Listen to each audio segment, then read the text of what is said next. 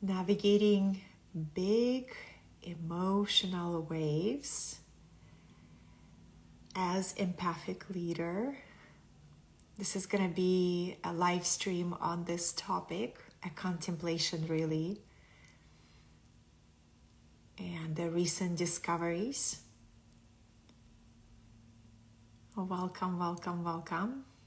I wanted to share with you some very powerful distinctions that can help you on your path of leadership, whether you lead your life or you lead a company, you lead a family, and you want to lead with your heart. You want to lead with your authenticity. You want to create trust through your presence, right? And that means you will be invited to engage with your feeling nature more and more and more. Good to have you. Welcome, welcome, welcome. I'm just beginning this conversation. I've made a cacao. I highly recommend everybody to discover the magic of ceremonial cacao because it's a spiritual plant medicine that is not psychedelic, but it works very gently on your consciousness and on your heart. And it opens you up and it brings you to the present moment. It's a really beautiful medicine. So if you just stop by to say hi, it's great. If you're going to stay with me for the entire talk, it's great. If you're going to watch this as a replay, all is good. Give me a wave. Let me know you're here. And if you and I meet for the very first time, maybe there's going to be people first time. My name is Katarina Satori. I'm originally from Russia. I was born and raised in Soviet Union. I moved to the United States 20 years ago in the pursuit of different life and in the pursuit of my destiny. And I searched for my true calling all my life. And about 10 years ago, it was time to step into that calling. And I began guiding and teaching online, and the rest is her story. I wanted to talk to you about emotional waves today because spiritual awakening is an emotional awakening. Hello, everyone. Thank you so much for your waves and your hearts. There is no genuine spiritual awakening without awakening of the heart. And that means the more you open up your consciousness, the more you will feel a lot. And if you're not used to feeling a lot, if you have been mostly a thinker, a logical, linear, analytical person, and that's very common for high achievers that I work with. I've been a thinker, intellectual all of my life, and developing a very strong mind on this path. And I didn't really know how to feel. I thought I knew how to feel. I would think about my feelings. I could identify them. Oh, I'm feeling sad. I'm feeling happy. I'm feeling worried. I'm feeling anxious. But I didn't have the pathway of how actually to transform and allow the feeling to move through me. And the majority of people, we don't grow up being taught how to navigate big emotional waves. So how does it show up in your life and in your leadership and in your business? You wake up in the morning and you are feeling low and you are not yourself. And the old pattern is to simply ignore it and just say you have so much on your plate, you have so much to do, you don't have time to think about your feelings. But what happens is suppression happens. And when you suppress emotion, it just becomes compressed, right? It becomes compressed. And it's just a matter of time when somebody triggers you, whether it's a person or a traffic or something at work, and everything emotional that we suppress just blows up. And you find yourself reacting to life, reacting to others, reacting to yourself. And when you react, then the next thing is feeling disappointed and ashamed with yourself and like, oh my God, I have no self-discipline, I have no self-mastery, right? So that's the cycle. I know I'm speaking very generically, but that's what I'm tracking now. And, when we become more and more self-aware, we become curious. Well, is there another way to navigate my emotionally low days? Maybe there is a wisdom. Maybe there is a reason why they exist. And what I wanted to bring during this live stream is that according to natural laws of nature, or universal laws, the principles of nature, you feel low before you feel high. Something negative happens before positive comes into your life, right? You will drop emotionally before you're gonna rise up. So we can't avoid feeling low emotionally on some days. It's just a part of this human life. So how do you navigate those days when you have company to lead, when you have team to inspire, when you have clients to serve, when you have family to be around? And this is why this conversation is so important. Hi everyone, welcome. Welcome, welcome, welcome. Because when we understand this cycle, we become more committed to practices that help us find inner balance, or one of my favorite words, equanimity.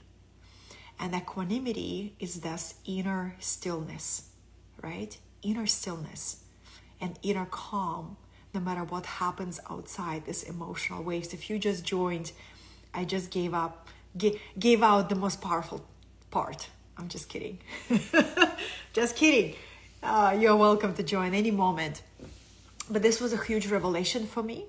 I come from very emotionally shut down parents. I still don't think my mom knows how to feel, right? And when you're raised by emotionally shut down parents, usually they have very restless energy and they're very busy. They can't sit still, right? They just can't sit still. They can't navigate the emotions. That's how you know that somebody is shut down emotionally. They're restless. They're like maybe twitching, right? They just don't know how to be present. And this is very important for us leaders to understand, because if we emanate that energy, we can't establish trust with others. And trust is the crucial quality for any relationships, business relationship, leadership relationship, client relationship, personal relationships. You don't have trust, you have nothing. So all goes back to, rewiring these old tendencies. When you wake up in the morning and you feel low, making yourself wrong for it, trying to ignore and suppress it, just trying to focus on work. All of that doesn't work. So what I propose, a new insight and a new breakthrough that I just recently had, that I just couldn't wait to share with all of you, is that emotional low comes before emotional high. So if you have an emotionally low day, it's simply an invitation to be human and lean on all your tools. What I see the challenge is when people have emotional low day, they basically go into numbing. And it's a day of Netflix and a ton of ice cream, or maybe a bottle of wine, right? Or over-analyzing and thinking that your life sucks, right? You go into a dark place. Instead, when you have an emotionally low day, this is your day for self-practice. This is your day to get into that breath work, get into meditation, or simply go into nature and spend a day walking in nature, journaling your thoughts. The darker your thoughts, the more they get to be on paper, the less they get to stay in your head, right? So very, very powerful insight, because if you can do that, what you're offering your body and your mind and your spirit is as emotional cleansing process. And when you emotionally cleanse your body, you become this emotionally rich person. You become a more interesting person to be around because you have a range. You're not like a dry robot, right? So this is really powerful. And there is no spiritual awakening without emotional awakening. So this is going to be all over the world, what I'm seeing, that people will be realizing the importance of their emotions. and learning to become emotionally wise, learning to navigate those emotionally low days, where when we are emotionally low, what I am noticing, let me just speak from my experience. When I am emotionally low, I do not have objectivity around my life. I don't see my life clearly. I don't see clearly up my opportunities. I don't see my gifts. I probably don't really feel connected to my sense of self-worth. My emotional low day colors everything. So this is the time where I pull in, and I'm probably not on social media. I'm not engaging with others. I am going to go and do my practices. I'm simply going to be human, knowing that the tide will turn, and next day I am back in my emotional rise if I did the work the day before. If I didn't, I'm just going to drag this energy, not for one day, but for the rest of the week, right? This is really, really powerful when we realized. And then the power of our emotions, when we dare to do these emotional practices, what is happening? We actually activate our spiritual potential. We activate our ability to connect with our energy body, right? So huge, huge perspective.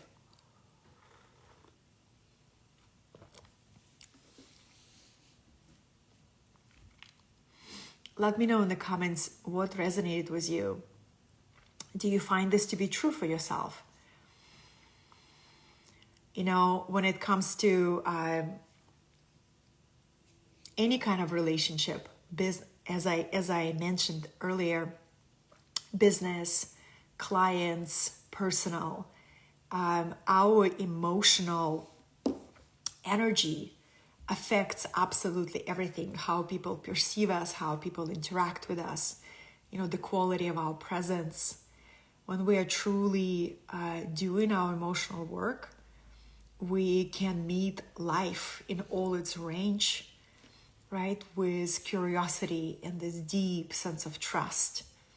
And we can ride those waves, right? We can ride those waves realizing, oh my goodness, the waves is the contrast that gives me perspective. The waves help me learn about the edges of life and how I meet life. And when I discovered human design, or let's say when human design discovered me all the way in 2016, long time ago, that's 8 years ago, human design came into my life. One of the first thing that you learn is about these energy centers in your body. Basically, how is your energy body structured? And half of the world's population is emotionally defined, meaning that half of the world population will have low emotional days, and we have high emotional days and a kind of still emotional days. And we don't have any emotional education in schools. So people are expected to navigate those waves without any education. I see the big challenge in our world with addiction and chronic unhappiness. No matter how much stuff people have, no matter how much money they have, no matter if they are the most beautiful, the most thin, right? The most amazing partner. Have you seen the book by Jada Park Smith that she just released? And when you look at her, when you look at Will Smith's wife, right? I think Jada Park Smith, that's her name. When you look at her, the majority of people would say she has it all. She is gorgeous, she has an amazing husband, she has an amazing career, amazing kids. But when you listen in the opening of her latest book, she says how unhappy she is. How she feels shame and guilt because she shouldn't feel unhappy. She has everything she wants. But just from the beginning of that book, when I was tuning into her energy, I was like, well, has she ever learned about emotional navigation? It's not something that is taught in school. You're just expected to navigate it. And the way we navigate it, we either react with our emotions and then feel horrible about it, right? Or we stuff them and we live the lives of chronic suppression And whatever you suppress just builds up, builds up, builds up until it blows up. So half of the world population is on the emotional wave according to Human Design System. I am an emotional person, so I have an emotional wave, and that means, really riding that wave every single day. There is a new emotional weather. It's a new emotional weather every single day. Sometimes it rains, sometimes it's the sun, right? Sometimes it's just all of it. So as a leader, as somebody who is in service to others, somebody who is leading your life, who is leading your company, how do you navigate that? It's been a really powerful discovery to give this a voice. And the way that I navigate it, my dear friends, is first of all, I remind myself, universal law, nature law, that states the low comes before the high. So if I'm on the low, right, I'm an emotional ditch. It means that after that, I will go high up. So when I'm an emotional ditch or emotional low, what do I do that really demonstrate my self-love? Where I'm going to go and practice. Yesterday, I went to the ocean. I went to the beach and I did my breath work. I did my meditation. Just simply felt the range, right? And then I did my quantum transformation process. So all the tools that I share with my students and my clients, I practice them every single day. I have this beautiful tool called Quantum Transformation Experience, where whatever energy you feel in your body, it's there because it's ready to offer you a message. It's offer you a transformation. So I did this quantum transformation process where I dove into my subconscious mind and I talked to the emotion or a feeling. And I brought it out of my body and I engaged into a dialogue with it. And I said, hi, thank you so much for being here. You are a messenger. You are here, you're teaching me something. And that emotion, that feeling opened up, it's like magic. It's a true magic. It opened up and revealed me a gift and revealed me a message that says, oh, I am your grief, that you did not tend to me. So I show up as a discomfort in your body to knock on your shoulder and say, hey, there is a grief in your body that you haven't tended to. And I'm gonna act like irritation or agitation or restlessness until you notice me. Isn't that profound to have a process where you can do a body scan, energy body scan, and say, wow, there is a messenger and it's a feeling and I can decode its message and then I can transform it. And then boom, I did this process called emotional alchemy. So I know right now emotional alchemy is a topic often appeals to people who are on the front lines, who are leading, who are in the process of deep self-work, people who are committed to personal growth. Soon in my terms, in the next 50 years, this is going to be a common conversation because we're going through emotional awakening. We are transforming, we're going from intellectual species to emotional species. We're coming out of emotional dark ages into emotional liberated beings, right? That's the only way we can awaken our spiritual nature. We can't bypass emotions. And and again, thinking about your emotions and feeling your emotions are two separate experiences, right? Feeling your emotions, difficult emotions, is not easy. You want to run away and escape and find something else to do because it's so confronting to feel your grief or to feel your sadness or to feel your discomfort. It's very confronting. If it's not confronting, you're thinking, you're not feeling. So it's really powerful. I recommend everyone to find an emotional guide, basically a spiritual guide who is skilled in emotional alchemy. Because if you are new to this world, it's really challenging to do it on your own. You actually need another person who can create energetic resonance field with you. Whether it's a therapist or a spiritual mentor or somebody that you meet in a support group, it doesn't matter. Anybody that you feel trust with who can have that space for you. And then you learn to dive into these depths of emotional world. It's very challenging to do it on your own. If you're not familiar with the process, you'll just end up thinking about your feelings instead of diving into them. That's what I recommend. So, to summarize this message, emotional awakening is what is required for true spiritual awakening. An emotional awakening, it can be an uncharted territory if you were raised by emotionally shut down parents who never modeled to you that feelings are safe, that feelings are human, that never modeled to you how to work with anger, how to work with sadness, how to work with fear, right?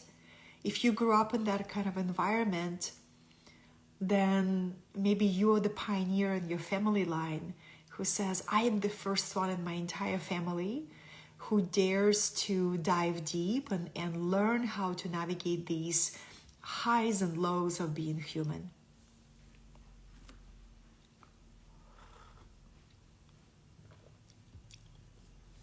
Do you know the story of when Egyptian Queen Sheba came to see the wisest king, well, one of the wisest kings.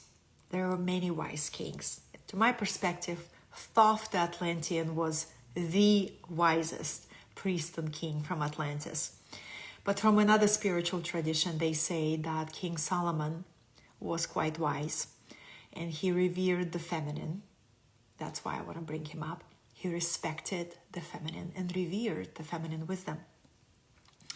And Egyptian queen visited him, and they had this conversation, and they fell in love, and they spent, I don't know how many days together. But after he spent time in her energy, in her aura, in her wisdom, the famous saying, "This too shall pass," was born. And this is how I look at emotional waves, this too shall pass is how we navigate them. One thing that was important to address is if you are curious about universal laws, natural laws, like from Hermetic philosophy, we have 7 universal laws. Now, one of them says, is the low comes before the high. And it's very empowering to know, especially if you're an entrepreneur, because if you are an entrepreneur or a leader or a business owner, by definition, you lead an unconventional life. You are leading a path. You're walking the path that you trailblaze yourself. You're willing to take more risks than an average human. You're willing to tolerate higher level of uncertainty. And by definition, you're going to ride more intense emotional waves. So this is why it's so important when you have that low emotional day, knowing, after the low, the high will come. After this wave dropped, I'm going to go up to the wave.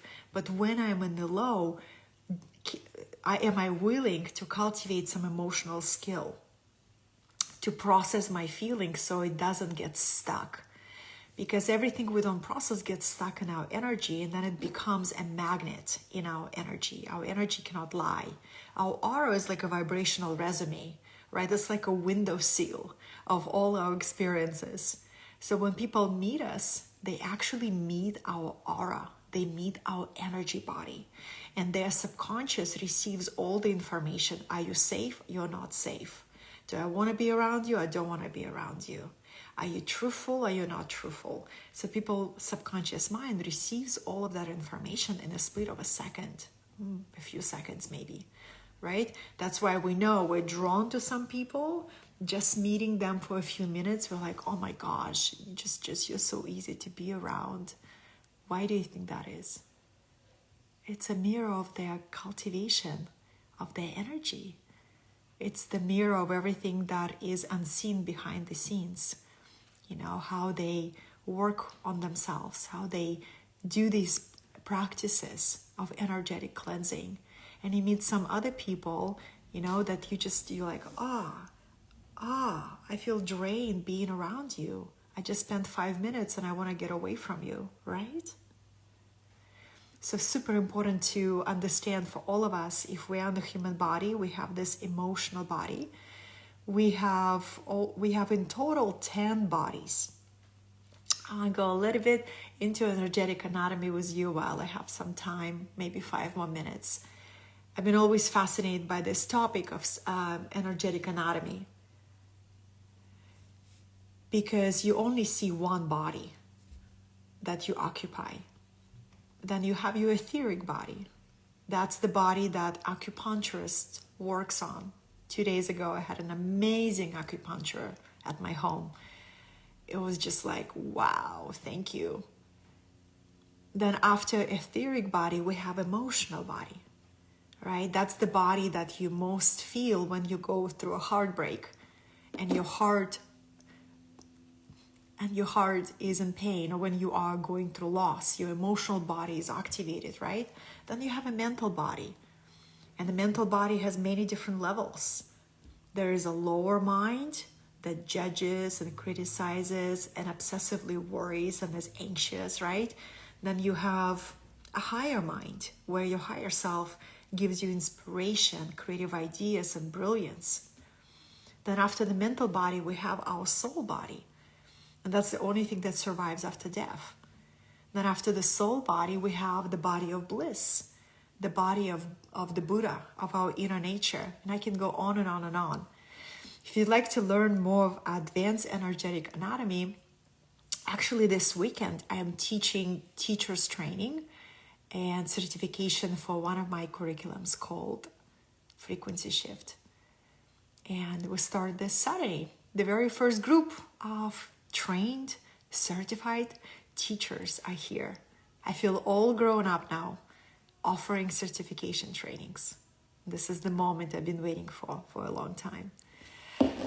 I hope this contemplation encouraged you to embrace the fact that you're going to have emotionally low days, and a lot of them.